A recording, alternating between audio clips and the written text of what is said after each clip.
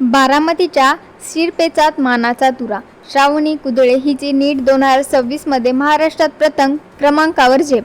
बारामतीच्या शैक्षणिक क्षेत्रात पुन्हा एकदा अभिमानाची भर पडली आहे. बारामतीची कन्या कुमारी श्रावणी कृष्णकांत कुदळे हिने नीट 2026 परीक्षेत घवघवीत यश संपादन करत महाराष्ट्रातून प्रथम क्रमांक पटकावला आहे.